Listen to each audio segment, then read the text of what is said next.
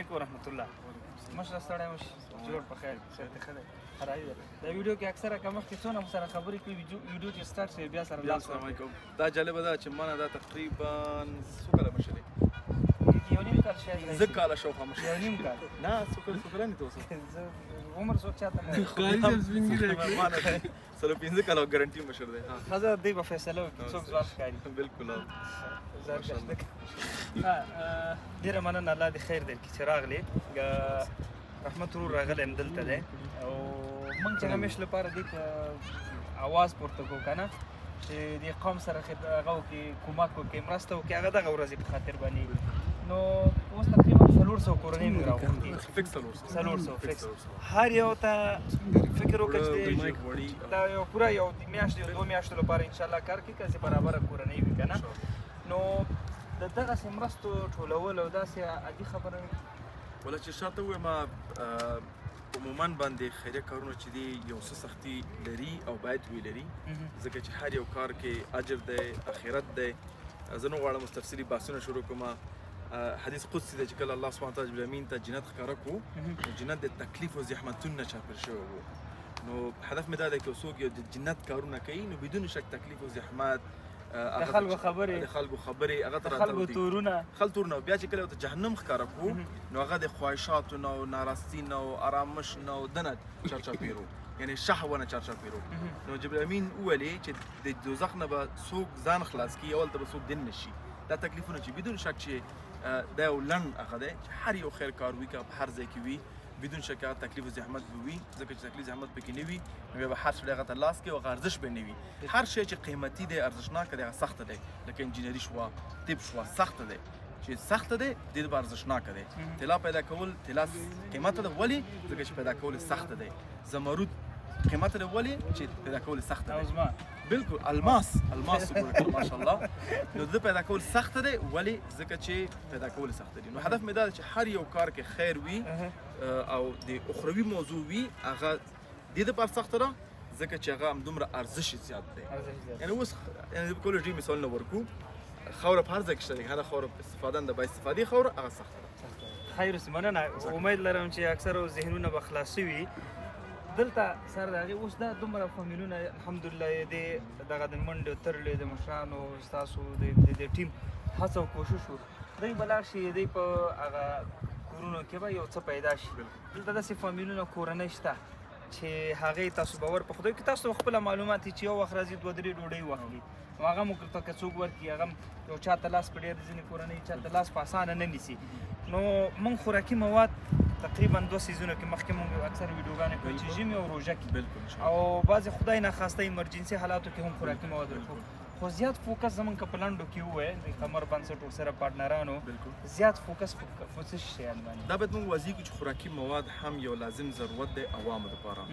ځکه چې یو سړی معیوب دی ته ورته صبر کړو زه تیلو بند جوړوم تیل تا ته راځي بیا غوړي راځي نن هغه وروستنۍ خبره اوس وزم دا اوس وږی یم. موږ باید یو ستراتیژي ولرو چې کوم کسان چې وږي دي هغوی ته ډوډۍ ورکړو کوم کسان چې کولی شي کار وکړي هغوی ته کار زمینه مساعده کړو کوم چې قمر کوي الحمدلله تاسو په دې خبر هستئ چې مختلف پروګرامونه لرو اساسي بنیادي کارونه بالکل او بل که تاسو متوجه شئ چې کابل کې کوم خیرګر دي یا نور دي هغه چې کوم وزارتونه ټول کړي دي بیرته په خیریه موضوع باندې هم مسؤلیت اچولی شي دوی سره کومکونه وکړي. دلته نن موږ ګوره موږ د قمر کیر نه کسان لرو د وزارت د شورای مالیې نه کسان لرو د خیرګرو کمیټې نه موږ همیشه کسان لرو د عدلي وزارت نه چې کوم مستحقین دي. هدف مې دا دی چې ضرورت دی په جامعه کې چې خلکو خوراکي مواد ته ورکړه یتیم کونډه معیوب. بل ستراتیژي پروژې هم ولرو چې هغه اقتصادي سپورټ دی دوباره چې کوم د ساګانو کارونه دي مساجد دي د سکالرشپونه دي 300 کسانو ته الحمدلله مالیزیا د وکړو داخل دی موږ کسان لیږلي دي. یعنې هدف مې دا دی د غربت سره مقابله په مختلف بخشونو کې به ته مورچل کې کینی او سره جنګېږي به یو ځینې یو ادرس نه کار نشي کېدلی او موږ الحمدلله په ټول ادرسو باندې کار کوو نه فقط موږ بلکې اسلامي ارګانونه په ټوله دنیا کې شامل دي. نن ونه ما موږ سره همکاره ده دغه توضیحات چې موږ لرو یعنې په ټول شریکه هدف دی او ټول ته یو ځای کار کوو که هغه نظام دی که عوام دي که علما دي او که زموږ اسلامي نور ارګانونه دي الحمدلله. ډېره مننه جزاکم الله خیر. امید لرم ستاسو دا باید خلک تکرار کړو چې دا کار زموږ یوازې نه دی بلکې یو ځای کار دی مشترکه کار دی او په یو ځای کیږي او هر سړی چې وړوکی مقدار په دې کې برخه اخلي او بیا حق لري پښتنه موږ د مقدار شي د مصرف شوی دی خیر اوسه. او په دې باید موږ خلک پوه کړو چې قمر 100% د ډونیشن پالیسی هم لري چې تاسو هر روپۍ ورکوي هغه د خلکو ډایرکټ ځي اداري مصرفات دپاره موږ الحمدلله خپل لارې لرو چې موږ په خپل ویبسایټ کې اچولي څنګه کومې لارې دي څنګه دي هغه موږ خپل اداري مصرف د یو روپۍ هم نه ځي نو نن موږ لرو الحمدلله دغه ډسټریبیوشن غواړم داسې نور زیات یې کړو تحصیلي دپاره د ټکنالوژي بخښونو دپاره همداسې تعلیمي نو باید تاسو په دې خبر شئ چې قوم خپل بخون کار کوي لیکن موږ یوازې نه یو ستاسو همکار سره یو همکاران موږ ته څوک راځي هغه کسان چې موږ ته دعا کوي هغه کسان چې زمونږ فیسبوک کې همدغه ویډیو شریکي نور ته ورسیږي هغه کسان چې موږ سره کومک کوي هغه کسان چې موږ ته مثبت لار هغه کسان چې موږ اعتراض نیسي دا ډېر مهم خبره ده هغه کسان چې موږ اعتراض ځکه چې کله اعتراض موږ ته راځي موږ دوه قسم ګورو آیا ځان په څنګه اصلاح کولی شو دویم موږ الحمدلله ځکه چې غلط اعتراض وي او تا هغه اعتراض کوي چې هغه پوهېږي په عدل نه دی نو هغه به موږ خوشحالېږو ولې خوشحالېږو ځکه ستا زموږ ګناهونه تا ته راځي ستا نیک عمل موږ ته راځي نو په هر بحث کې موږ په خیر کې الحمدلله الله خوشحال لري ډېره مننه جزاک الله خیر تاسو نه هم ډېره مننه چې تر اخره پاتې سوي ویډیو سره خپره کړي انشاءالله قمر بنسټ ورسره پارتنران لکه تاسو مخکې ویلي ونه همداسې اسلامي کوسس نور پارتنران دي لله الحمد هر وخت چې موږ ورته د خپل د ملت اواز پورته کړی لبیک ویلی دی الله یې ټول ته اجر ورکړي جزاکم الله خیر السلام علیکم ورحمت الله دا ویډیو خو دې وکتل زه غواړم یو بله موضوع در سره هم شریکه کړم فقط یو دقیقه وخت دې غواړم موږ داسې یو کاریکولم جوړ کړی دی چې هغه افغانان یا هغه مسلمانان چې د نړۍ په هر ګوټ کې که په هر ملک کې په هر وخت کې